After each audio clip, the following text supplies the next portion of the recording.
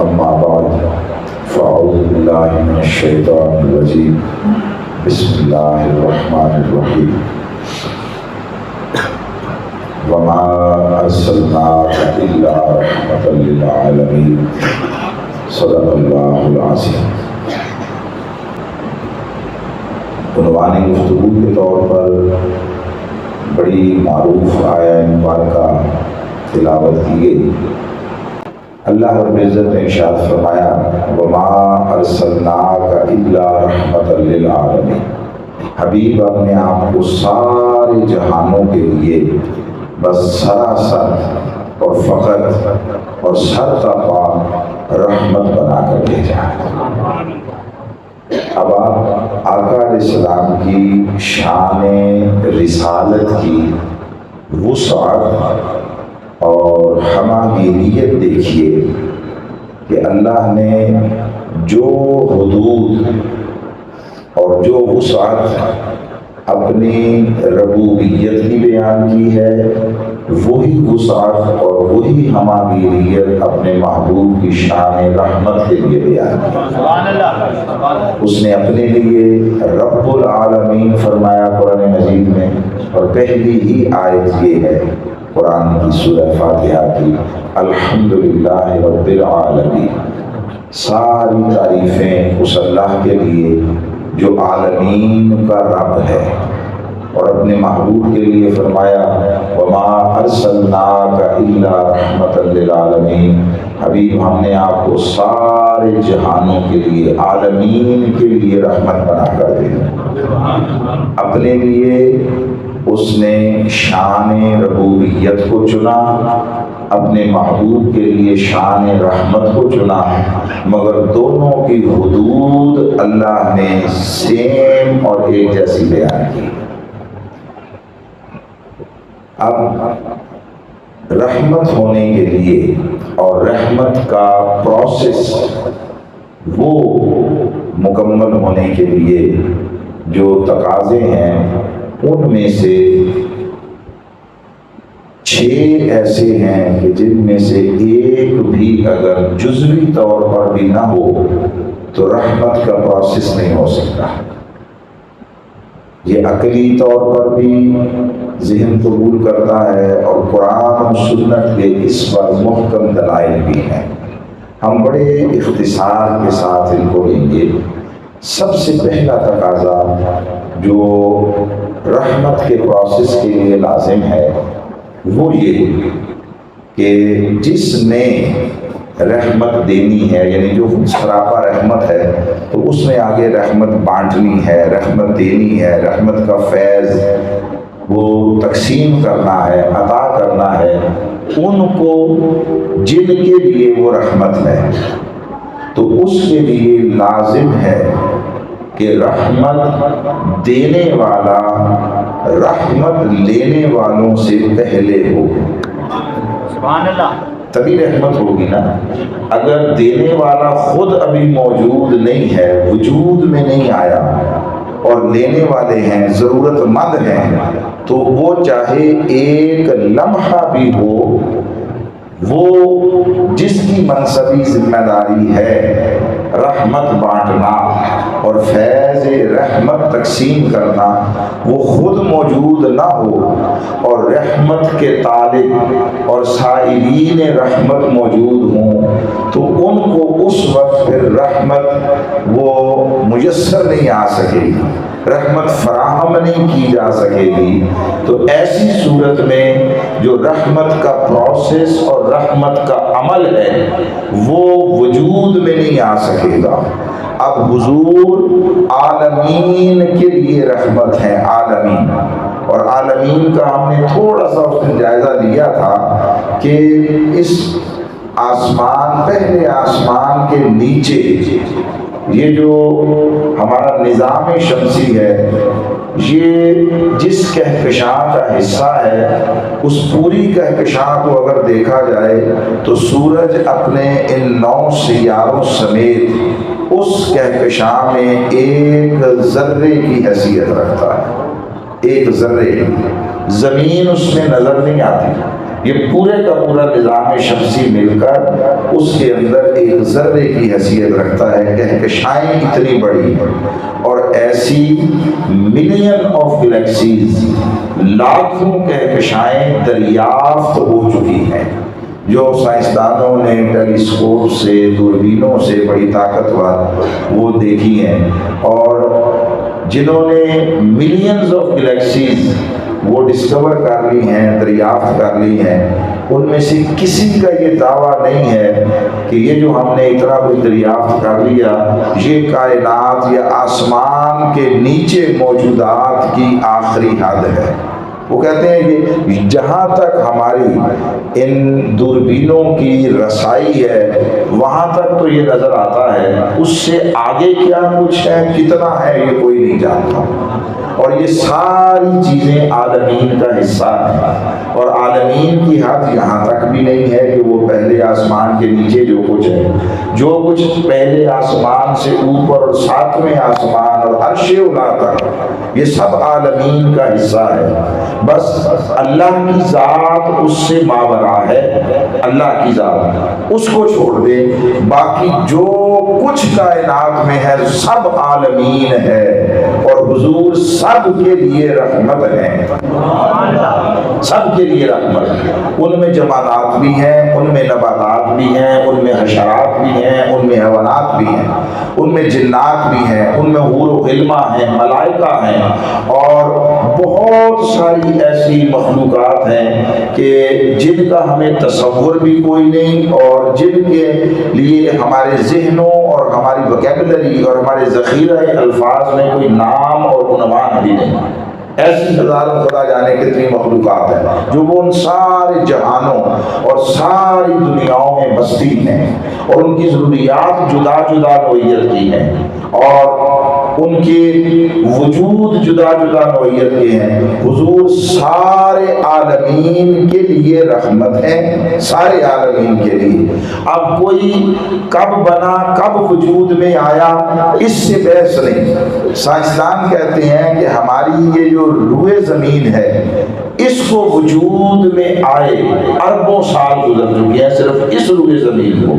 وہ جو ایک بگ بینگ ہوا تھا، ایک بہت بڑا بلاسٹ ہوا تھا ایک سنگل یونٹی کا، ایک وجود وحدت کا، اس کے نتیجے میں یہ نظام شمسی بنا، اس کا ایک سیارہ یہ زمین ہے، یہ ہزاروں نہیں اربوں سال پہلے ہوا تھا۔ تو یہ دنیا اربوں سال پہلے وجود میں آئی، باقی دنیایں، جہان، کائنات اور عالمین کب کب وجود میں آئے کوئی نہیں جانتا، مگر جب بھی کوئی وجود میں آیا تھا مصطفیٰ تب اس کے لیے سراپا رحمت خدا تھے، اور رحمت دینے والے کا اور جو دوسروں کے لیے خود رحمت ہے اس کا پہلے موجود ہونا لازم ہے۔ اس کا معنی یہ ہے کہ حضور علیہ الصلوۃ والتسلیم کی خلقت اور آقا کا وجود میں آنا، یہ عالمین سے پہلے ہونا، یہ عقلی اور منطقی تقاضا بھی ہے اور یہ شرعی تقاضا بھی ہے۔ عالمین میں سے کوئی شے بھی بعد میں وجود میں آئی ہوگی، حضور کو اس نے پہلے وجود عطا کیا ہوگا۔ اور اس ہمارے جو سوال ہے، ہمارا جو تھیسس ہے، اس پر قرآن مجید کی آیات بھی گواہ ہیں۔ قرآن مجید کی اللہ رب العزت نے ارشاد فرمایا سورہ رحمان میں، بسم اللہ الرحمن الرحیم، الرحمن علم القرآن خلق الانسان علمہ البیان۔ پہلی 3 آیتوں سے ہمارا کنسرن ہے، پہلی 3 آیتوں سے، اور وہ یہ کہ ہر آیت اپنی جگہ ایک مکمل مضمون ہے۔ پہلی آیت وہ صرف اللہ کے ذکر پر مشتمل ہے، الرحمن، اور آیت مکمل ہو گئی۔ وہ جو رحمت والا خدا ہے، یہ اس دور کی طرف اشارہ ہے۔ اب دور ہم اپنے سمجھنے کے لیے کہتے ہیں، ابھی تو کوئی وقت، زمانہ اور دور بھی شروع نہیں ہوا تھا، یعنی اس امر کی طرف اشارہ ہے پہلی آیت میں کہ بس تنہا تھا وہ رحمان تھا، اس کے سوا کوئی نہ تھا۔ یہ پہلی آیت مکمل ہو گئی۔ دوسری آیت میں فرماتا ہے علم القرآن، اس نے قرآن سکھایا۔ یہ دوسری آیت مکمل ہو گئی۔ اور پھر فرمایا خلق الانسان، اس نے انسان کو تخلیق کیا۔ انسان اس وجود کا نام ہے جو روح و جسم کا مرکب ہے۔ روح الگ ہو جائے، جسم الگ، تو جسم یا میت ہے یا محض بدن ہے، اور روح ہے، یہ دونوں اکٹھے ہوں تو انسان ہے۔ اس کا معنی یہ ہے کہ جو انسان وجود میں آیا تھا، یعنی اس کے پیکر بشری میں جب روح داخل ہوئی تھی، یہ تیسرا مرحلہ تھا۔ رب بطور رحمان خلقت انسانی اور تخلیق انسانی سے بھی پہلے کسی کو قرآن سکھا چکا تھا۔ اس نے قرآن پہلے سکھایا ہے، رحمان نے قرآن سکھایا۔ خلق الانسان، پھر انسان تخلیق کیا۔ اس سے یہ بات تو سمجھ آ گئی کہ ابھی حضرت آدم علیہ السلام کی تخلیق بھی نہ ہوئی تھی، اس سے بھی پہلے اللہ نے کسی کو قرآن سکھایا تھا۔ وہ جس کو قرآن سکھایا تھا وہ صاحب قرآن کے سوا کون ہوگا؟ صاحب قرآن کے سوا۔ یہ تو انسان سے پہلے ہونا حقیقت محمدی صلی اللہ علیہ وسلم اور وجود مصطفی صلی اللہ علیہ وسلم، یہ اس کا بیان ہوا۔ اب آقا علیہ السلام سے پوچھا گیا، معروف حدیث ہے، حضرت جابر رضی اللہ تعالیٰ عنہ سے مروی ہے، اور اس کو امام عبد الرزاق نے اپنی کتاب المصنف میں بیان کیا، اور اس کو اعتماد کے ساتھ ہر دور میں مفسرین نے، شارحین نے، محدثین نے لیا، بیان کیا۔ مولانا اشرف علی تھانوی صاحب نے اپنی کتاب نشر الدین فی ذکر حبیب، اس میں اس کو ذکر کیا۔ اس کا معنی یہ ہے کہ یہ وہ روایت ہے جو ہر مکتبہ فکر اور ہر اسکول آف تھاٹ کے ہاں وہ قابل قبول ہے، اس میں کسی کا کوئی اختلاف نہیں ہے۔ وہ یہ بیان کرتے ہیں، حضرت جابر رضی اللہ تعالیٰ عنہ نے آقا علیہ السلام کی بارگاہ میں سوال کیا، یا رسول اللہ صلی اللہ علیہ وسلم، اللہ نے سب سے پہلے کس شے کو پیدا کیا؟ مطلق سوال تھا، سب سے پہلے۔ تو آقا علیہ السلام اس کا جواب دیتے ہیں، فرمایا اے جابر، اللہ نے سب سے پہلے تیرے نبی کا نور اپنے نور کے فیض سے پیدا فرمایا۔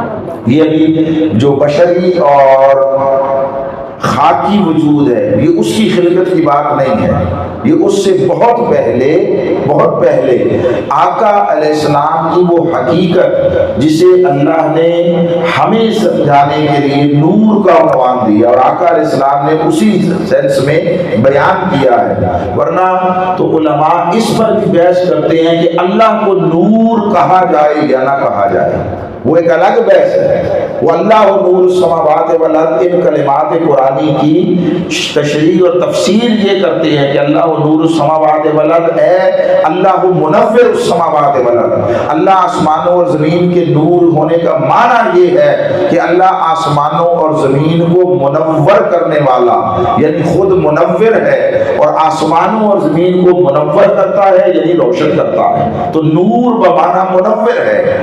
جو مگر اب ہمارا معاملہ یہ، ہماری سطح یہ ہے کہ وہ بڑی محدود ہے، تو اس کے مطابق ہی پھر اللہ رب العزت کیونکہ ہمیں سمجھاتے ہیں تو وہی کلمات استعمال کرتے ہیں جو انسانوں کے لیول پر ہوں، اس کا معاملہ اس سے بہت اونچا ہے۔ تو اس نے سب سے پہلے آقا علیہ السلام کے قول کے مطابق حضور کے نور کو اپنے نور کے فیض سے پیدا فرمایا۔ تو یہ آقا علیہ السلام کا اول الخلق ہونا اور اول الخلائق ہونا، اور اللہ کے دست تخلیق سے جو تشکیل اور تخلیق پانے والے وجود اول ہونے کا شرف ہے، وہ حضور علیہ السلام کے لیے ہے۔ تو یہ تقاضا ناگزیر ہے کہ دینے والا پہلے ہو، لینے والا بعد میں آئے، تو یہ عقلی تقاضا بھی ہے، مگر صرف اسی پر اکتفا نہیں ہوتا۔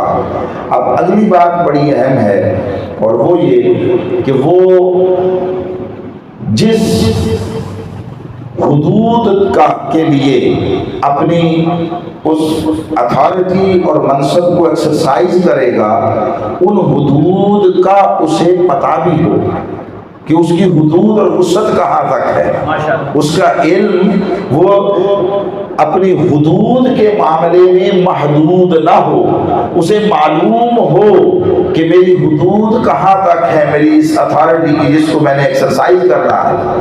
کسی کو علاقے کا SHO لگا دیا جائے اور اسے پتہ ہی نہ ہو کہ میری حدود کیا ہے، تو وہ کیا اپنی ذمہ داریاں نبھائے گا جب اسے یہی نہیں پتا کہ کہاں کہاں تک اسے اپنی اتھارٹی کا استعمال کرنا ہے۔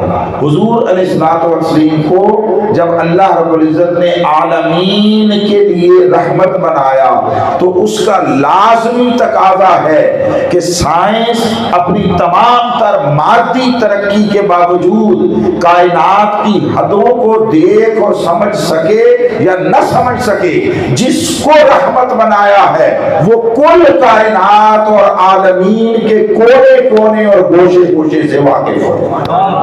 اس کے بغیر وہ ذمہ داری نبھائی نہیں جا سکتی، وہ ذمہ داری پوری نہیں کی جا سکتی اور اپنا فرض ادا نہیں کیا جا سکتا جب تک یہ نہ پتا ہو کہ کہاں کہاں تک میری حدود ہیں۔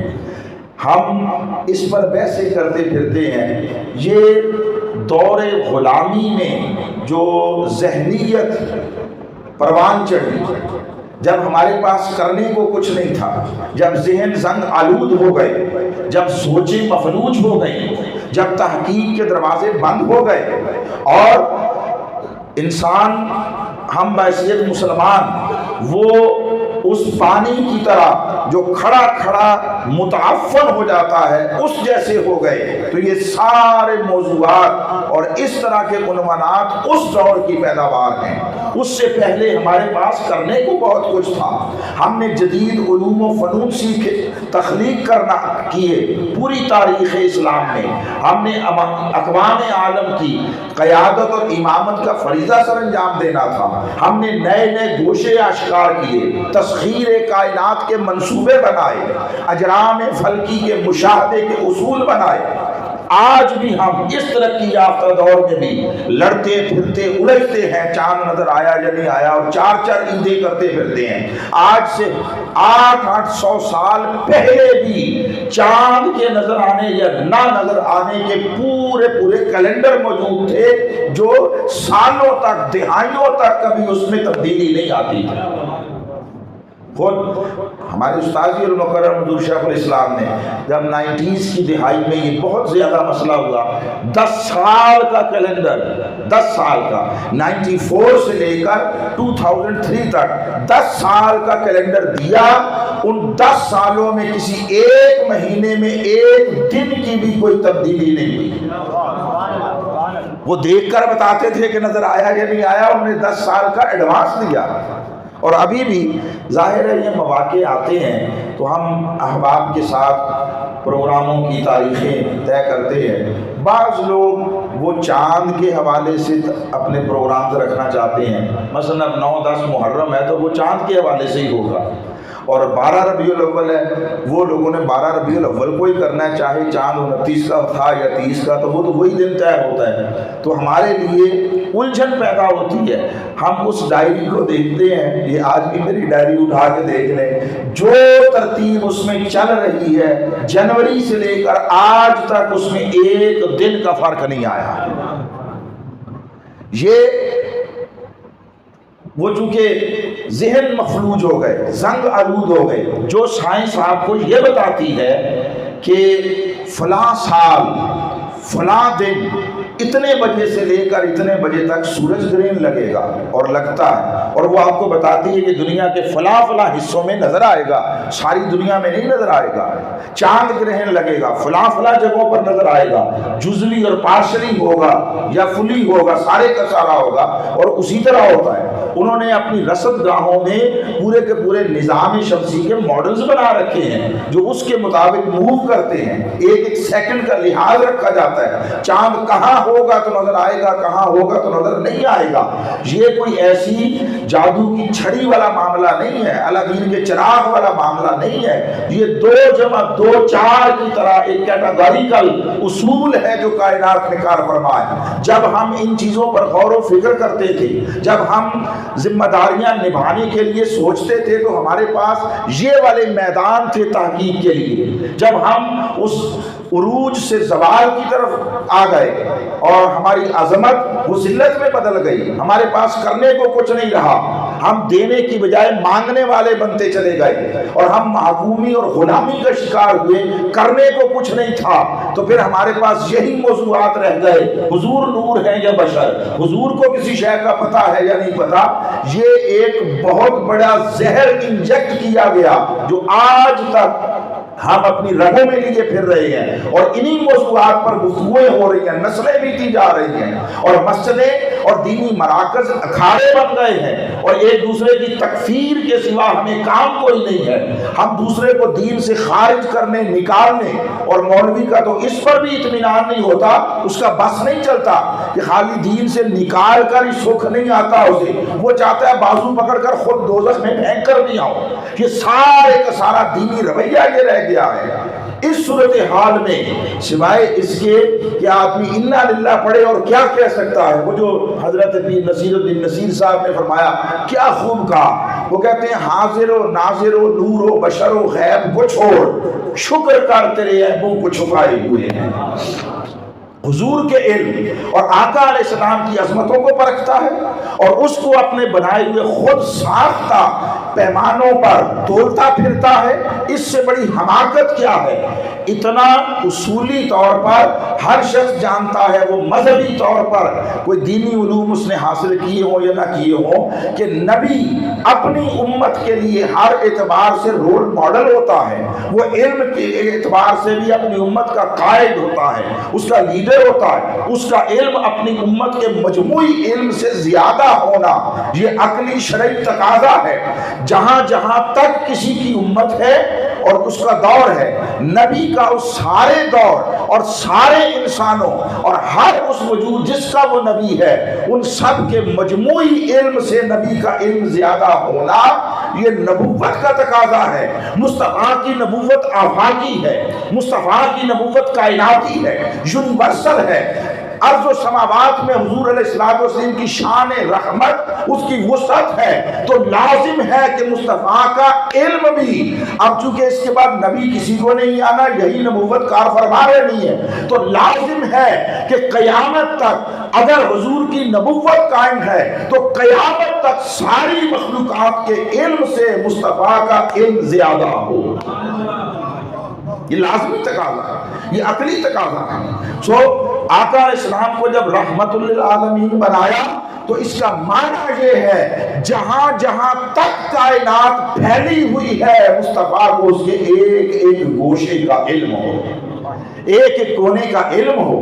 علم ہوگا تو وہاں بسنے والوں کی ضرورت کو جو بذریعہ رحمت پوری ہونی ہے پوری کر سکیں گے. پہلے علم تو ہونا, یہی نہیں پتا ضرورت مند رہتا کہاں ہے تو اس کی ضرورت کو کیسے پورا کریں گے. رحمت ہونے کی شان کا تقاضا ہے کہ کائنات کے تمام اطراف و اکناف کا مصطفیٰ کو علم ہو. خواب اس فرش زمین پر بھی رہتا, زمین کا حصہ کائنات کا حصہ ہے یا عرش بری پر ہے, جہاں جہاں تک کائنات ہے مصطفیٰ کا علم اس پوری کائنات کو محیط ہونا یہ رحمت للعالمین ہونے کے بنیادی تقاضوں میں سے ہے. اب حضرت آدم علیہ السلام سے اللہ رب العزت نے جب وہ تذکرہ کیا, بیان کیا اور فرشتوں نے مکالمہ کیا تو اللہ رب العزت نے ایک جملہ ارشاد فرمایا وَعَلَّمَ آدَمَ الْأَسْمَاءَ كُلَّهَا, آدم علیہ السلام کو ہر شے کا علم عطا کر دیا, تمام ناموں کا علم عطا کر دیا. یہ حضرت آدم علیہ السلام کی ذات یہ نقطہ ابتدا ہے, یہ آغاز ہے, یہ سٹارٹ ہے. یہاں سے نبوت کی شروعات ہوئی, یہاں سے انسانیت کی شروعات ہوئی, یہاں سے تعلیم کی شروعات ہوئی, یہاں سے تربیت کی شروعات ہوئی. تو حضرت آدم علیہ السلام کی ذات وہ ابتدا اور شروعات ہے, مصطفیٰ کی ذات انتہا اور تکمیل ہے. جہاں سے نبوت کا سفر شروع ہوا وہاں علم آدم الاسماء کلھا ہے, وہاں پر علم کلی عطا کرنے کی بات کرتا ہے. جس پر نبوت کو مکمل کیا اس کے علم کی وسعت کا عالم کیا ہوگا. سبحان اللہ اللہ نے ان کو کیا کچھ نہیں. اور وہاں صرف تعلیم سے بتا دینے کی بات ہے.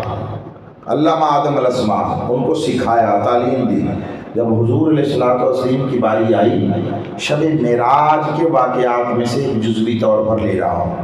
آقا علیہ السلام فرماتے ہیں کہ میرا رب اپنی شان کے لائق احسن صورت میں ظاہر ہوا، اور اس نے پوچھا، دریافت فرمایا، حبیب یہ جو ملائکہ اور مالائے اعلیٰ کی مخلوق ہے، یہ کس بات پر آپس میں ایک دوسرے کے ساتھ گفتگو کر رہے ہیں، الجھ رہے ہیں؟ تو آقا علیہ السلام نے بزبان بندگی اللہ کی بارگاہ میں عرض کیا، صرف رب جانتا ہے. آقا فرماتے ہیں اللہ نے اپنی شان کے لائق اپنا دست مبارک میرے دونوں کندھوں کے درمیان رکھا، پشت مبارک پر جہاں مہر نبوت یا سینے پر رکھا، اور وہ سارے حقائق جو کائنات میں تھے چشم زدن میں مجھ پر منکشف ہو گئے. آدم کو صرف بتایا تھا، مصطفیٰ کو صرف بتایا نہیں، اللہ نے دکھایا ہے.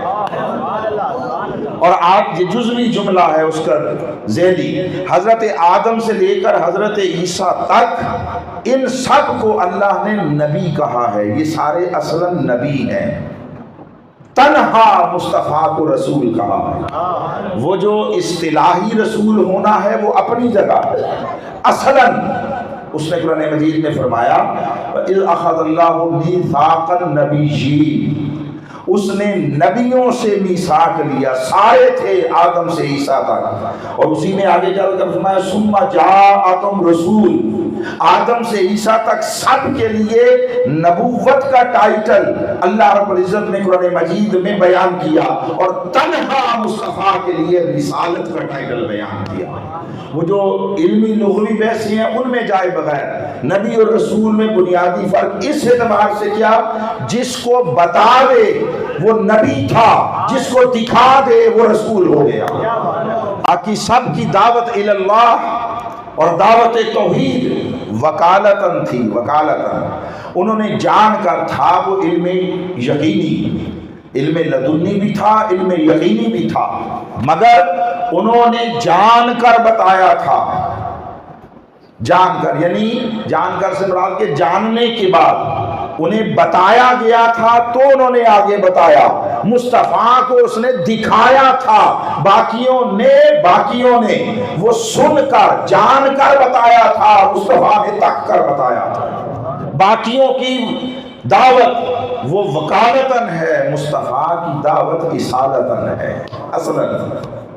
تو حضور کے علم کا عالم کیا ہوگا، اس پر بھی کسی کی کوئی دوسری رائے نہیں کہ جو کمالات سارے انبیاء کو عطا کیے وہ تنہا مصطفیٰ کو عطا کیے.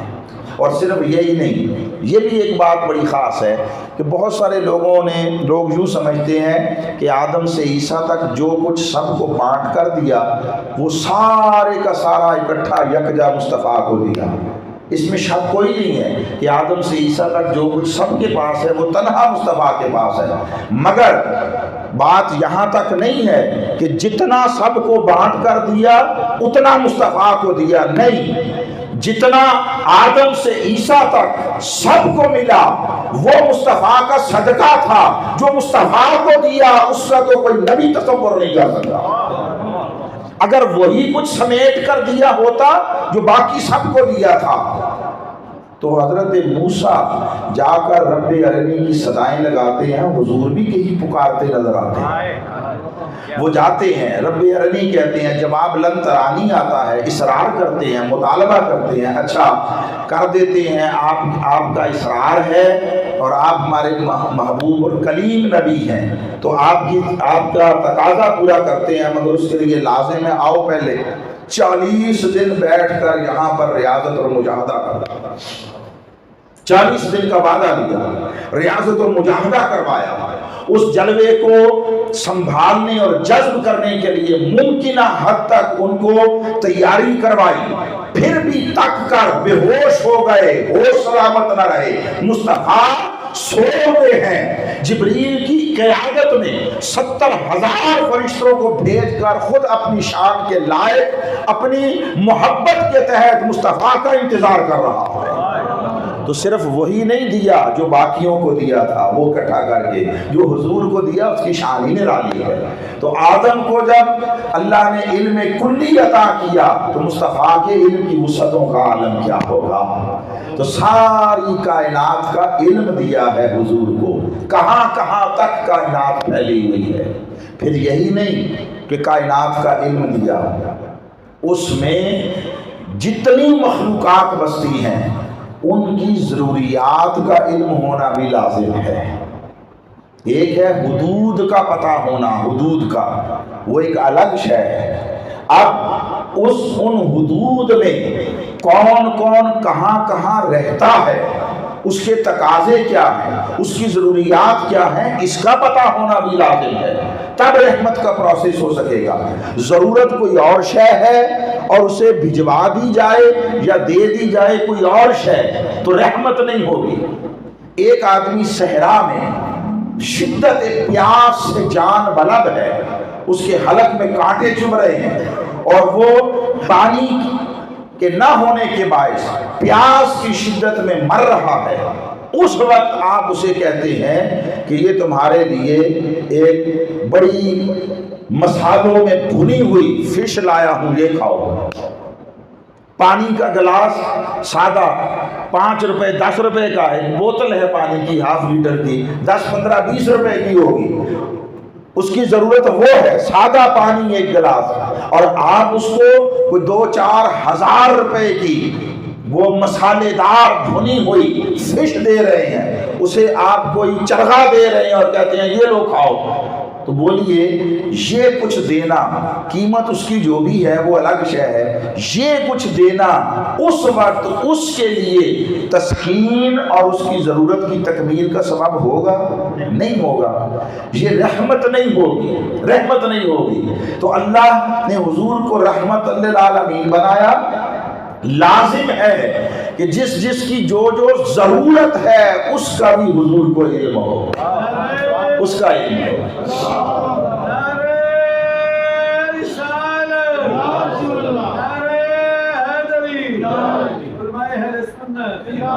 یہ ایسے ہی کوئی اللہ نے ثواب کمانے کے لیے قرآن کی آیتیں نہیں اتاری ہیں، اس کے ایک ایک کلمے سے ہدایت کے معرفت کے چشمے پھوٹتے ہیں اور اس سے ذہن انسانی کو وسعت ملتی ہے، اس سے رہتی دنیا تک قیامت تک ہدایت اور رہنمائی کا سامان اور نور میسر آنا ہے۔ یہ صرف قرآن ثواب کمانے کے لیے نہیں اتارا گیا، تو وہ جہاں جہاں جو جو مخلوق رہتی ہے ان کی ضرورتوں کا علم ہونا یہ لازم ہے رحمت للعالمین ہونے کے لیے۔ یہ 3 تقاضے ہو گئے۔ اب ضرورتوں کا علم ہے تو خالی اس سے بھی رحمت نہیں ہو سکے گی، ان کی جو جو ضرورتیں ہیں ان ضرورتوں کو پورا کرنے کا سامان بھی ہونا چاہیے۔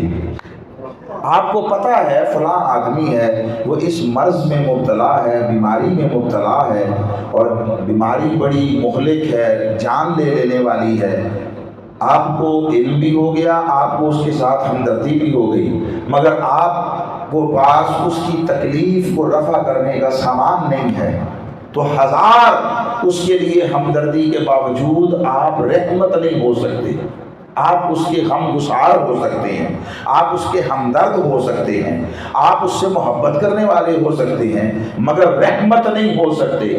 رحمت ہونے کے لیے لازم ہے کہ جس کی جو ضرورت ہے اس کی ضرورت کا سامان آپ کے پاس ہو، وہ اسے ملے گا تو رحمت کا پروسیس ہوگا۔ اس نے جب مصطفیٰ کو رحمت للعالمین بنایا اور اس ساری کائنات میں معلوم نہیں کون کون سی مخلوقات رہتی ہیں، ہم تو صرف یہ اپنی عرضی دنیا کی چند مخلوقات سے واقف ہے نا، علماء نے لکھا یہاں بھی 18,000 مخلوقات بستی ہیں اس روئے زمین پر، جن سب سے ہم واقف نہیں ہیں، نہ ہم ان کو سن سکتے ہیں نہ تک سکتے ہیں، بہت ساری مخلوقات ایسی ہیں۔ آپ بولیے جنات کو آپ تکتے ہیں؟ کبھی آپ کے ساتھ ان کا مکالمہ ہوتا ہے؟ نہیں ہوتا۔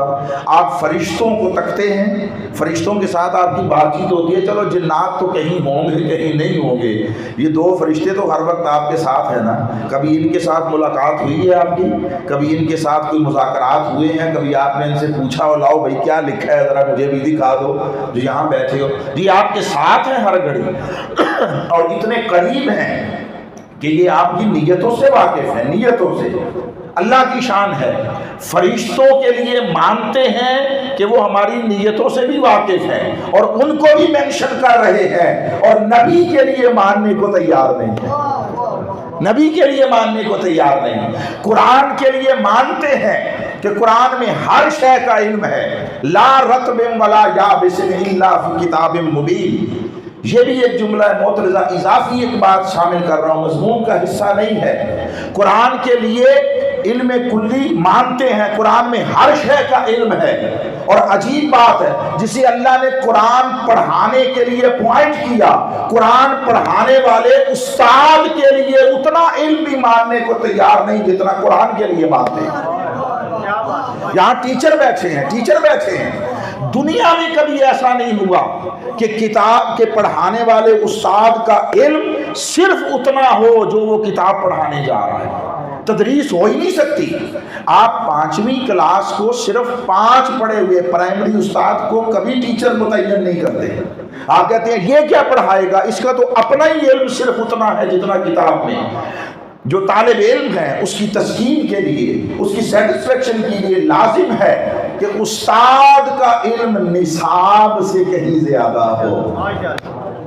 آپ پرائمری کلاس کو بھی پڑھانے کے لیے، پہلی کلاس کو بھی پڑھانے کے لیے کم از کم میٹرک پی ٹی سی لیتے ہیں۔ چلو پی ٹی سی تو پروفیشنل ڈپلوما ہے، میٹرک تو لیتے ہیں نا۔ آپ 5ویں کو پڑھانے کے لیے 8 پاس ٹیچر بھی نہیں لگاتے، اپنے بچے کو اس کے پاس نہیں بھیجتے۔ تو یہ جتنا ہم ضروری سمجھتے ہیں، جانتے ہیں، عقل کا تقاضا ہے کہ استاد کا علم زیادہ ہوگا تو وہ نصاب اچھے طریقے سے پڑھا سکے گا، سوالات کے جواب دے سکے گا، اسٹوڈنٹ کو سیٹسفائیڈ کر سکے گا۔ معاذ اللہ اتنی بات اللہ کو نہیں پتا، اس نے کتاب وہ بھیجی پڑھانے کے لیے نصاب میں جس میں کائنات کا سارا علم ہے، اور جس کو پڑھانے کے لیے بھیجا وہ ان پڑھ تھا، وہ ان پڑھ تھا۔ ان پڑھ کو قرآن جیسی کتاب پڑھانے کے لیے بھیجا، خدا کی شان ہے۔ کیا نظریات ہیں جو لیے پھرتے ہیں، کیا نظریات ہیں۔ اور حضور یاد رکھیے، ایک جو سبجیکٹ ہے فقط وہ نہیں پڑھانے آئے، فقط قرآن پڑھانے کے لیے بھی بھیجا ہوتا تو علم مصطفیٰ کی حدوں کا کوئی تصور نہ کر سکتا۔ اس لیے کہ قرآن میں ہر شے کا علم ہے تو پڑھانے والے کا علم کچھ تو زیادہ ہوگا نا اس سے۔ مگر مصطفیٰ صرف ایک سبجیکٹ قرآن پڑھانے کے لیے نہیں بھیجے گئے، حضور کو اللہ نے 3 سبجیکٹ پڑھانے کے لیے بھیجا، یہ قرآن میں منشن کیا۔ وَيُعَلِّمُكُمُ الْكِتَابَ وَالْحِكْمَةَ وَيُعَلِّمُكُم مَّا لَمْ تَكُونُوا تَعْلَمُونَ۔ لوگوں یہ تمہیں کتاب یعنی قرآن کی تعلیم دیتے ہیں، یہ تمہیں حکمت کی تعلیم دیتے ہیں۔ قرآن کتاب الگ سبجیکٹ ہے، حکمت الگ سبجیکٹ ہے، ان 2 کے عنوانات ہیں۔ اور ایک تیسرا سبجیکٹ ہے جسے اللہ رب ہو کر کوئی عنوان نہیں دے رہا، جس کا کوئی اللہ رب العزت ٹائٹل نہیں دے رہا، وہ کیا مضمون ہوگا جس کا رب نے ٹائٹل بھی کوئی نہیں دیا اور مصطفیٰ کو پڑھانے کے لیے بھیجے۔ یعلمکم ما لم تکونوا تعلمون، تمہیں ایسا کچھ سکھاتے ہیں جس کا نام ہی کوئی نہیں ہے۔ ہائے ہائے۔ حضرت ابو ہریرہ فرماتے ہیں ہم نے آقا سے 2 طرح کا علم سیکھا، ایک وہ علم جو تمہیں بیان کرتے ہیں، یہ ابن آدم پر حجت ہے، اور دوسرا وہ علم ہے اگر ہم تمہیں بیان کریں تم ہماری گردنیں کاٹ دو۔ یہ وہ اس ٹائپ کا علم ہے، وہ نہیں ہے، اس کا درجہ اس سے بہت اونچا ہے، مگر اس طرح کا علم ہے جو موسیٰ خضر سے سیکھنے گئے تھے۔ کتاب موسیٰ کے پاس تھی، سیکھنے خضر کے پاس گئے تھے۔ وہ بھی کوئی علم تھا نا، وہ بھی جس کے لیے خضر کہہ رہے ہیں موسیٰ رکھ لوں ساتھ، سکھا لوں، مگر سنو تم برداشت نہیں کر سکو گے، سنبھال نہیں سکو گے۔ یہ قرآن ہے، وہ کہتے ہیں میں صبر کروں، برداشت کروں گا۔ بعد والے واقعات نے بتایا کسی ایک موقع پر بھی برداشت نہیں کر سکے، تینوں موقع پر زبان کھل گئی۔ تو وہ علم خضر تھا، یہ علم مصطفیٰ ہے، ہائے ہائے ہائے، یہ علم مصطفیٰ ہے۔ تو ساری کائنات کے کونوں گوشوں کھدروں کا علم ہونا ضروری، کون کون سی مخلوقات بستی ہیں اس کا علم ہونا ضروری، اس ہر مخلوق کی ضرورت کیا ہے اس کا علم ہونا ضروری، اور اس کی ہر ضرورت کی تکمیل کا سامان ہونا ضروری ہے۔ پاس ہونا، ضرورت کا پتہ چل جائے تو آپ کیا کریں گے؟ بے بسی ہے۔ اللہ نے مصطفیٰ کو بے بس بنا کر نہیں بھیجا، سراپا رحمت بنا کر بھیجا۔ اس کے لیے فرمایا حبیب انا اعطیناک الکوثر۔ اب ہم اس کا معنی کر دیتے ہیں، آپ کو حوض کوثر دے دیا، آپ کو نہر کوثر دے دی، بے شک وہ حضور کی ملکیت میں ہے، عطا الہی سے، اللہ کے امر و اذن سے حضور کی ملکیت میں ہے، جس کو جتنا چاہیں گے۔ فرمایا قیامت والے دن کوثر پر ڈھونڈنا، کھڑا ہوں گا، پانی بھر بھر کر جام تمہیں تسکین پہنچا رہا ہوں گا، وہ حضور کی ملکیت ہے۔ مگر یہ مقام جو جمع کے سیغے کے ساتھ ہے، ہم نے آپ کو عطا کیا، یہ جو ہم کا سیغہ ہے اللہ وحدہ لا شریک ہے، مگر وہ بسا اوقات میں کہہ کر بات نہیں کرتا، ہم کہہ کر بات کرتا ہے۔ جب اپنی بات کرنا ہو تو میں کہتا ہے انی انا اللہ رب العالمین، میں ہوں رب، تاکہ اپنے لیے جب بات کرے تو لفظ اور صیغے سے بھی توحید جھلکے، توحید جھلکتی نظر آئے، اس کی بات ہے۔ مگر جب اپنے کسی محبوب کی بات کرتا ہے، جب کسی کو عزت اس کی ظاہر کرنا چاہتا ہے، اپنی بارگاہ سے کسی کی قدر و منزلت اجاگر کرنا چاہتا ہے، اپنی بارگاہ میں کسی کے مقام و مرتبہ کو ظاہر کرنا چاہتا ہے، پھر میں کہہ کر بات نہیں کرتا، ہم کہہ کر بات کرتا ہے۔ اس ہم کے ذریعے کسی اور کو اونچا کرتا ہے، کسی اور کو۔ مصطفیٰ کے لیے قرآن میں جتنے مقامات آئے، کسی ایک جگہ پر اس نے میں کہہ کر بات نہیں کی، جب بھی بات کی ہم کہہ کر کی۔ وما ارسلناک الا رحمت، آپ کو جہانوں کے لیے رحمت بنا کر بھیجا، کس نے؟ نہیں فرمایا میں نے، فرمایا ہم نے۔ یا ایھا النبی انا ارسلناک شاہدا و مبشرا و نذیرا، اے نبی آپ کو شاہد مبشر نذیر بنا کر بھیجا، کس نے؟ نہیں کہا میں نے، فرمایا ہم نے۔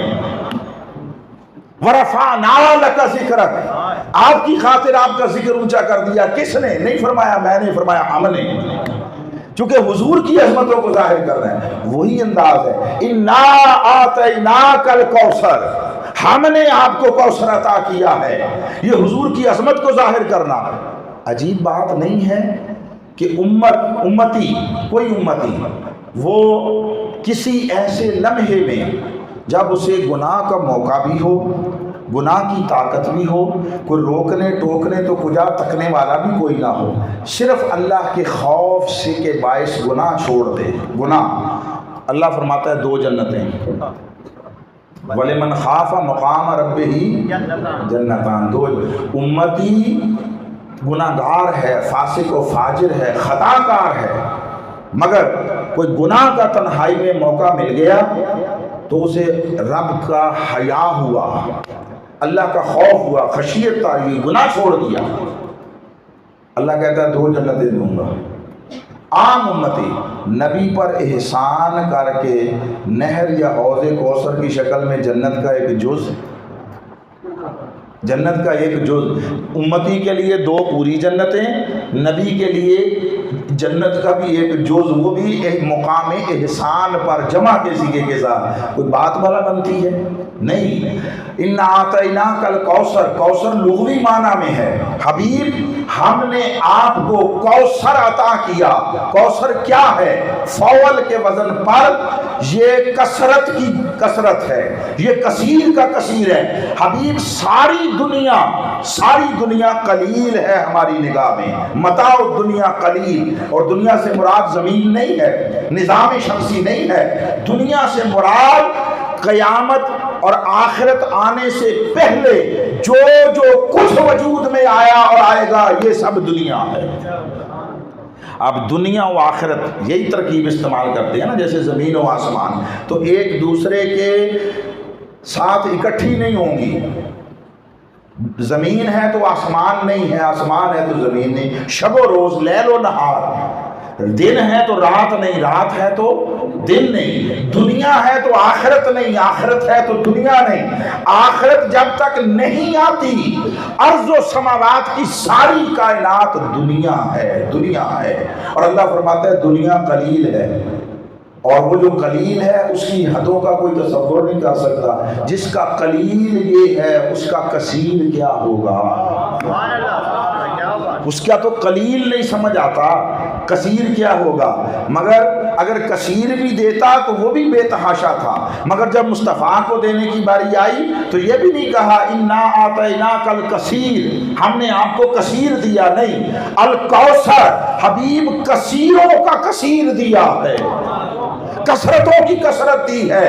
تو وہ کیا ہوگا کثرتوں کی کثرت جو رب نے دیا، وہ انسانی فہم پھٹ جائے اگر وہ اس کا معنی بتا دے۔ سو فرمایا حبیب جہاں جہاں جو جو مخلوقات بستی ہیں ان کی جو جو ضروریات ہیں سب تیری جھولی میں ڈال دی ہیں، سب تجھے عطا کر دی ہیں۔ وَأَمَّا السَّائِلَ فَلَا تَنْهَرْ، اب کسی سائل کو واپس نہ لوٹانا۔ ساتھ اگلا تقاضا جوڑوں پھر مضمون مکمل ہوگا، پھر آخری تقاضا بیان کریں گے۔ اب ضرورتوں کا سامان پڑا ہو، کوئی ویئر ہاؤس ہے، کوئی بڑا گودام ہے، وہاں پہ ہزارہ بوریاں گندم کی پڑی ہیں، کوئی آدمی، کوئی خاندان بھوک سے مر رہا ہے، روٹی نہیں ہے، دروازے پہ ایک آدمی کھڑا ہے مگر وہ دربان ہے، وہ گارڈ ہے، محافظ ہے، تو اس کی ذمہ داری حفاظت کرنا ہے، دینا نہیں ہے، بانٹنا نہیں ہے۔ اسے پتا اس کی کیا ضرورت، سامان سارا اس کی ضرورت کو پورا کرنے کا اندر پڑا ہے مگر دے نہیں سکتا، رحمت نہیں ہوگی، رحمت نہیں ہوگی۔ فرمایا حبیب ساری کائنات میں بسنے والی جملہ مخلوقات کا علم آپ کو علم عطا کیا، ان کی ضرورتوں کا سامان عطا کیا، مگر عطا کر کے آپ کو اس کے اوپر پہرے دار نہیں بنایا ہے، پہرے دار نہیں بنایا ہے، آپ کو بانٹنے تقسیم کرنے کا پورا حق دے کر مالک و مختار بنا دیا ہے۔ یہ جو کوثر دینے کی بات کی، الف اور تے کے ساتھ یا یہ اور تے کے ساتھ ایتا سے نہیں بیان کیا، یہ اعطا عین اور توئی سے بیان کیا، یہ عطیہ سے ہے، عطیہ جس کی آپ ٹرانسلیشن کرتے ہیں ڈونیشن۔ جب آپ کسی کو عطیہ دیتے ہیں، عطیہ تو بولیے امانت رکھتے ہیں یا اس کو مالک بناتے ہیں؟ آپ کہتے ہیں مسجد کے لیے عطیہ کر دی زمین، عطیہ، تو اب جب آپ نے عطیہ کر دی تو پھر جس کو دی فرد ہے، دی تو اللہ کے نام پر، مگر جس سپرد کی فرد ہے یا تنظیم، اسے پورا حق اور اختیار دیتے ہیں یا نہیں دیتے کہ جیسے مرضی بنا لو؟ آپ پیسے ڈونیٹ کرتے ہیں تو جس کو ڈونیٹ کرتے ہیں اسے پورا حق اور اختیار دیتے ہیں یا نہیں دیتے؟ رب ذوالجلال نے مصطفیٰ کو تے کے ساتھ ایتا نہیں کیا، عین اور توئے کے ساتھ عطیہ کیا ہے۔ فرمایا حبیب جتنا سامان ضرورت ہے مخلوقات کا اس سے کہیں بڑھ کر اپنی ساری نعمتیں، اپنے سارے خزانے تیری جھولی میں ڈال کر عطیہ کر دیے، تجھے مالک و مختار بنا دیا۔ اما السائل فلا تنہر، جو کوئی سوالی آئے کسی کو انکار نہ کرنا۔ حبیب دنیا مانگنے آئے دنیا دینا، دنیا دینا، آخرت عقبہ مانگنے آئے، جنت مانگنے آئے، جنتیں آخرت عقبہ وہ دینا، اور کوئی دنیا و عقبہ دونوں سے بلند اور بے نیاز ہو کر میری تلاش میں آئے، طالب مولا ہو کر آئے، اور آ کر کہے ساری دنیا گھوم لیے رب نہیں ملا، بتائیے رب کہاں ملے؟ جو میری تلاش میں سوال لے کر تیری دہلیز پہ آ جائے اس کو بھی انکار نہ کرنا، اس کا ہاتھ پکڑ کر میرے ساتھ ملا دینا۔ قرآن کی آیت ہے وَإِذَا سَأَلَكَ عِبَادِي عَنِّي، جب بندے تلاش کرتے کرتے میرے بندے آپ تک پہنچے، آپ کے سالہ کا سائل بن جائیں، سوالی بن جائیں، رب نہیں ملا، دنیا ڈھونڈ ماری، کھوج کھوڑا نہیں رب کا لبیا، اب کہاں جائیں؟ تو انہیں بتا دو ٹھیک جگہ پر آ گئے ہو، ٹھیک جگہ پر آ گئے ہو، یہیں پر رب ملتا ہے، ہائے ہائے، یہیں سے رب ملتا ہے، رب کا اور کوئی ٹھکانہ نہیں، کعبے میں نہیں ملتا، لبیک کی صدائیں لگواتا وہاں ہے، ملنے کی ضمانت در مصطفیٰ پہ دیتا۔ مجھے کوئی ایک آیت لا کر دکھاؤ، وہ کہتا ہوں میں کعبے میں ملتا ہوں، کعبے میں نہیں ملتا، مگر در مصطفیٰ پہ کہتا ہے یہاں آؤ، محبوب کے در پر کھڑے ہو کر مجھے پکارو، مجھ سے معافی مانگو، اپنے گناہوں کا تم اعتراف کرو، استغفار کرو۔ اب اگر رسول نے کہہ دیا چل مولا جانے دے، لَوَجَدُ اللَّهَ تَوَّابًا رَحِيمًا، اللہ کو وہیں کھڑے کھڑے وجدو پا لیں گے، وجدہ یجدو پانا، پا لیں گے، توبہ بھی قبول کرتے ہوئے، رحمت سے جھولیاں بھرتے ہوئے بھی۔ ضمنی ایک بات ہے، ضمنی بہت سارے مضمون آ جاتے ہیں بیچ میں۔ کوئی دیکھیں اس نے عذاب سے محفوظ رہنے کے 2 اسباب بیان کیے قرآن میں، ما کان اللہ لیعذبہم وانت فیہم وما کان اللہ معذبہم وہم یستغفرون۔ ایک آقا علیہ السلام کی موجودگی یہ عذاب سے تحفظ کا باعث ہے، اور ایک لوگوں کا استغفار کرنا عذاب سے حفاظت کا باعث ہے۔ ٹھیک، یہ 2 سبب بیان کر دیے، دونوں پر ذرا رب کا رد عمل دیکھیے۔ ایک آدمی تسبیح کرتا ہے، استغفار کرتا ہے، سورہ نصر میں بیان کیا، وہ اذا جاء نصر اللہ، جب اللہ کی مدد آ جائے، لوگ جوک در جوک دین میں داخل ہونے لگے، فرمایا فسبح بحمد ربک واستغفر، رب کی تسبیح کریں اور استغفار کریں، جب حالات موافق ہو جائیں، عزت مل جائے اور لوگ آپ کے ساتھ جوک در جوک کھڑے ہو جائیں، آپ کے موقف کو معاشرے میں قبول عام نصیب ہو جائے، جب یہ سارا کچھ ہو جائے، فسبح بحمد ربک واستغفر، اپنے رب کی تسبیح کریں اور استغفار کریں۔ ٹھیک، آگے اس کا صلہ، انہ کان توابا، وہ بڑا بخشنے والا ہے، بس یہ ہے بخشنے والا ہے، بخشنے والا ہے، بس وعدہ نہیں ہے، اعلان نہیں ہے بخش دوں گا، یہ نہیں ہے، بخشنے والا ہے، مرضی آئی بخشوں گا۔ اب کوئی پہنچا در مصطفیٰ پہ اور اس نے آپ جا کر حضور کو اپنا شفیع بنایا، حضور کا وسیلہ تھاما اور استغفر لهم الرسول، رسول نے ان کے لیے استغفار کر دی، طلب مغفرت کر دی، لَوَجَدُ اللَّهَ تَوَّابًا، اللہ کو توبہ قبول کرنے والا پا لیں گے۔ وہاں فرمایا انہو کان توابا، وہ صلہ ہے تسبیح و استغفار کا تنہا، انہو کان بخشنے والا ہے، ضمانت نہیں ہے، در مصطفیٰ پہ آئے لَوَجَدُ اللَّهَ تَوَّابًا، اللہ کو بخشنے والا پا لیں گے، اور صرف بخشنے والا نہیں، رحیمہ، رحمت دینے والا بھی، کیوں؟ اس کے دروازے پر آئے ہو جو رحمت للعالمین ہے، رحمت اللہ، تو سب کی ضرورتوں کا سامان رکھا اور دینے کی اتھارٹی دی، اختیار دیا حضور۔ یہ تو چیزیں ہیں نا، چیزوں کی تو اوقات ہی کیا ہے۔ اللہ رب العزت نے اپنے حبیب پر یہ بھی کرم کیا۔ اب دیکھیے اللہ کا معاملہ ہے، اللہ کا، حضور غزوہ بدر ہے، صحابہ نے عرض کیا یا رسول اللہ، اللہ سے مدد طلب کرے نا جو اس نے وعدہ کیا ہے۔ حضور گئے، اللہ کی بارگاہ میں سجدہ ریز ہوئے، آنسو بہائے، دعا مانگی، مولا اپنی مدد اتار جس کا تو نے وعدہ کیا ہے۔ پھر آقا دعا مانگتے رہے، پھر پلٹ کر آئے، حضور کے چہرے پر اطمینان تھا، بشارت تھی، صحابہ سے کہا مبارک ہو، اللہ نے وعدہ کر لیا ہے، اگر دشمن 1000 آئے ہیں میں 1000 فرشتے بھیج رہا ہوں۔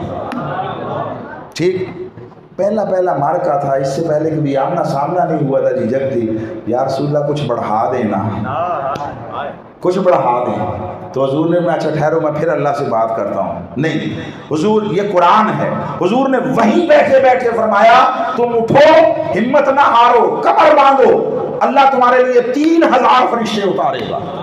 مجھے ایک روایت لا کر دو کہ حضور دوبارہ گئے ہوں سجدہ کیا اور گز گیا مولا کچھ بڑھا دے. صحابہ نے حضور سے کہا یا رسول اللہ کچھ بڑھا دیں. بھیجنے اللہ نے تھے, اتارنے اللہ نے تھے, فرشتے رب کے تھے, مگر حضور وہاں بیٹھے بیٹھے فی البدیہہ جواب دے رہے ہیں. تم کاہے کو فکر کرتے ہو, تو اٹھو 3000 بھیج دے گا. صحابہ نے عرض کیا یا رسول اللہ اور بڑھائیں. حضور نے پھر جواب دیا اور کیوں اپنا حوصلہ گھٹاتے ہو, اللہ 5000 بھیج دے گا. یہ تینوں عدد قرآن کے, تینوں عدد قرآن میں. آقا مجلس میں بیٹھے ہیں, حضور نے فرمایا اللہ نے پیغام بھیجا ہے, بشارت دی. اس نے کہا قیامت کے دن محبوب تیری امت کے گناہ گاروں کو اس طرح میں اپنے دونوں ہاتھ بک بھر کے بغیر حساب کتاب کی جنت میں داخل کروں. کون کرے گا بولیے؟ اللہ. حضرت ابو بکر بولے یا رسول اللہ کچھ زیادہ کر دیں, کچھ بڑھا دیں. کیسے لوگ تھے, کیسے لوگ تھے. یہ نہیں کہا مجھے شامل کر دیں, یہ نہیں کہا یا رسول اللہ بڑھا دیں. حضور نے فرمایا اللہ 2 بار ایسا کرے گا. کرنا اللہ نے تھا, اعلان مصطفیٰ کیے جا رہے ہیں. ابھی بھی حضور کی اتھارٹی کو چیلنج کرتے ہو. میں اللہ 2 بار ایسا کر دے گا.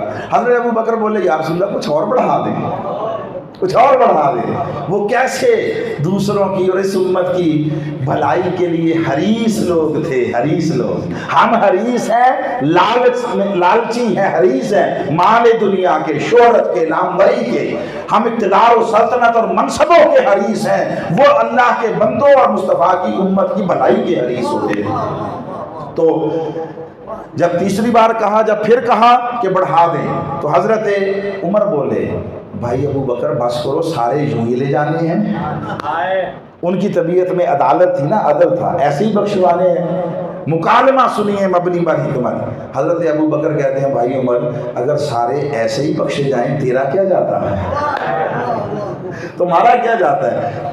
مزہ آیا جواب سن کر. اب حضرت عمر کا سنیں وہ اس سے بھی مزے کا ہے. آئے ہے ہم سب سے لطف لیتے ہیں. ان کا بھائی ابو بکر کس بحث اور کس چکر میں پڑے ہو, یہ دیکھو خدا کے ہاتھ ہیں, خدا کے ہاتھ ہے. وہ باریاں ضروری, وہ چاہے ایک بار پوری کائنات ہی ایسے کر دے, اس کے لیے کیا دشواری ہے. اب بات سمجھے, کرنا رب نے تھا, بڑھا مصطفیٰ رہے.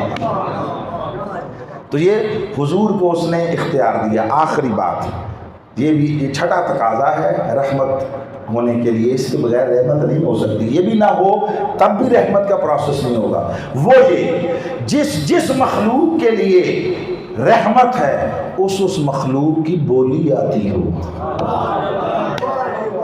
آپ کے سامنے ایک چائنیز کھڑا ہو, اس بیچارے کو پیاس لگی ہے اور وہ کہتا ہے پانی دو, اور آپ اسے پکوڑے دے رہے ہو, اے کھا.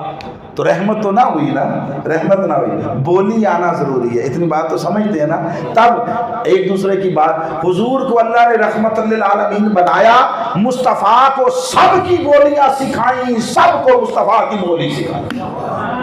آقا جا رہے ہیں, ہرنی جال میں پھنس گئی, صحابہ بھی ساتھ ہیں, وہ بولی اور کسی کو نہیں سمجھ آئی, مصطفیٰ کو آئی.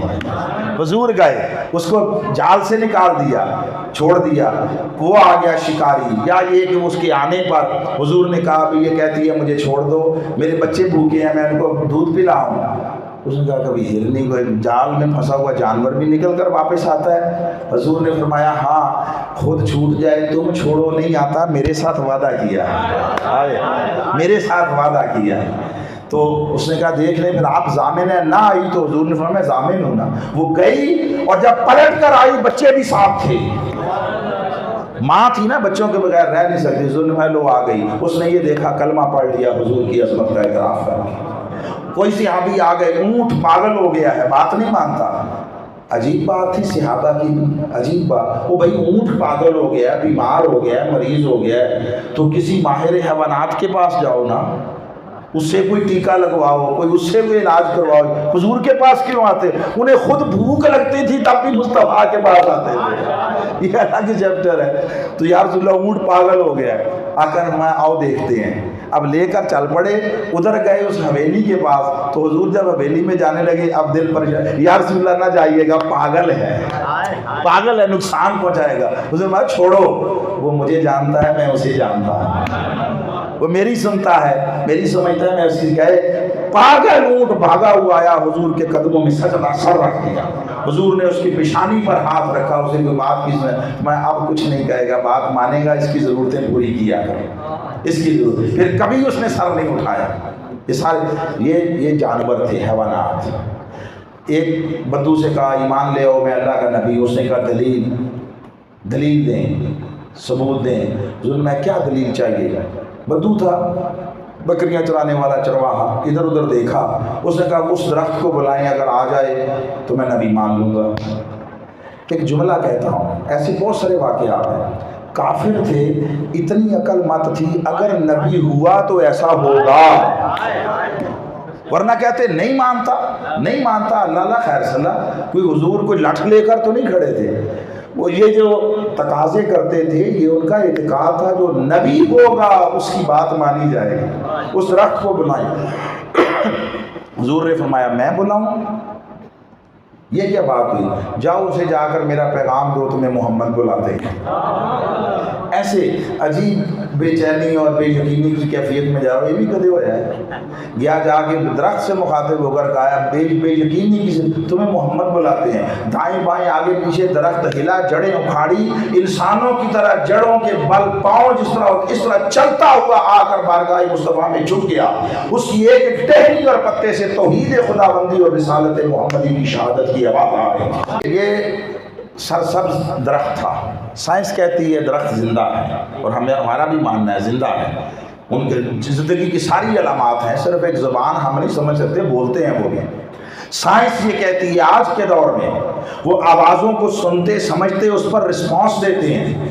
انہوں نے کہا انہیں میوزک سنایا جائے, انہیں خاص طرح کی آوازیں سنائی جائے. میں چکوال کی طرف گیا, کسی وقت وہاں پر ایک زراعت آفیسر آئے, انہوں نے بڑا اچھا اہتمام کیا, پورے علاقے میں وال چاکنگ کروائی. انہوں نے کہا فصلوں میں گھومتے پھرتے سورہ رحمان پڑھا کرو, فصل زیادہ ہوگی. اور ہوتی ہے, خدا کی قسم ہوتی ہے.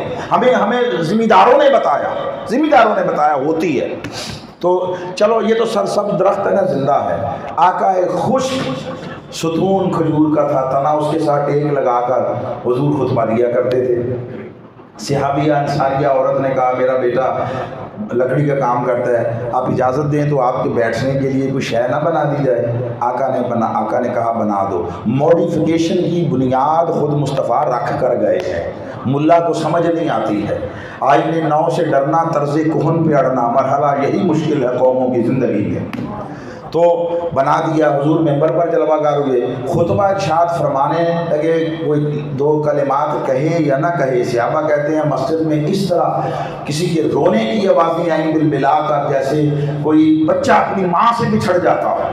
ہم دیکھنے لگے, کوئی روتا ہوا نظر نہیں آیا. ہمیں نہیں سمجھ آئی آواز کہاں سے آئی, مصطفیٰ کو سمجھ آئی. حضور گئے, جا کر اس خشک لکڑی پر ہاتھ رکھا, اسے اپنے ساتھ لگایا. صحابہ کہتے ہیں ایسے جیسے بلکتا ہوا بچہ سسکیاں لے کر چپ ہو جاتا ہے ماں کے ساتھ لگ کر, ایسے خاموش ہو گیا. حضور نے کلام کیا, فرمایا چاہو تو تمہیں دوبارہ زمین میں لگا دوں, ہرے بھرے ہو جاؤ, لوگ تمہارا پھل کھائیں, اور چاہو تو تمہیں جنت میں لگا دوں اور وہاں ہمیشہ رہو. اس نے جنت کا انتخاب کیا. آقا نے جہاں آج ریاض الجنہ ہے وہاں اسے دفن کر دیا. جہاں حضور کے پاؤں لگ جائیں وہاں جنت ہوتی ہے. اور آخری بات وہ حیوانات تھے, یہ نباتات تھے. ایک بات پر سائنس آج بھی یہ کہتی ہے کہ جمادات بے جان ہیں, پتھر بے جان ہیں, ان میں جان نہیں ہے. سبحان اللہ. حضور تو پتھروں کی بولیاں بھی سمجھیں اور پتھر حضور کی بولی سمجھیں. آقا نے فرمایا میں اس پتھر کو آج بھی جانتا ہوں جو اعلان نبوت سے بھی پہلے جب میں گزرتا تھا تو مجھ پر درود و سلام پڑھتا تھا. پھر ابو جہل کا واقعہ, کنکر لے کر آیا, میری مٹھی میں کیا. حضور نے میں نے بتایا تمہاری مٹھی میں کیا, تو کیا بات ہوئی, تمہاری مٹھی والی چیز نہ بتائے کہ میں کون ہوں. اس نے کہا یہ تو بڑی اعلیٰ بات ہے. حضور نے اشارہ کیا, اس کی مٹھی سے کنکر بولے, اور اللہ کی توحید اور حضور کی رسالت کی گواہی دی.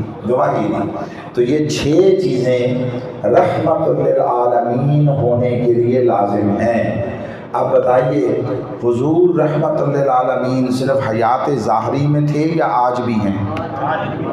جب آج بھی ہیں اور قرآن کی آیت قائم ہے تو یہ ساری صفات آج بھی ہوں گی یا نہیں ہوں گی، اور موجود ہیں یا نہیں ہیں؟ پھر یہ سوال کوئی بنتا ہے کہ میں یہاں سے حضور کو ندا دوں اور صلاۃ و سلام بھیجوں تو حضور کو پتہ چلتا ہے یا نہیں چلتا؟ یہ سوال کا کوئی جواز رہتا؟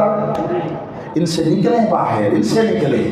قادر مطلق اللہ ہے، فاعل لما یرید اللہ ہے، مصطفیٰ سمیت کل انبیاء اولیاء کے پاس جو کچھ ہے اللہ کا دیا ہوا ہے، جتنی اتھارٹی ہے اللہ کے امر و اذن سے ہے، جو ان کی شانیں ہیں اللہ کی عطا سے ہیں، دیا ہوا سب کچھ اللہ کا ہے، مگر محبت کا تقاضا ہے وہ دیتا ہے تو بے حساب دیتا ہے، بے حساب دیتا ہے۔ سو ان کی اتھارٹی اور ان کی شانیں وہ اللہ کی توحید کے منافی نہیں ہے۔ شرک و توحید کا فرق ایک جملے میں سمجھ لیں، کوئی خود لینا چاہے، چھیننا چاہے خدا سے تو ایک ذرے کے متعلق بھی سوچے تو شرک ہے۔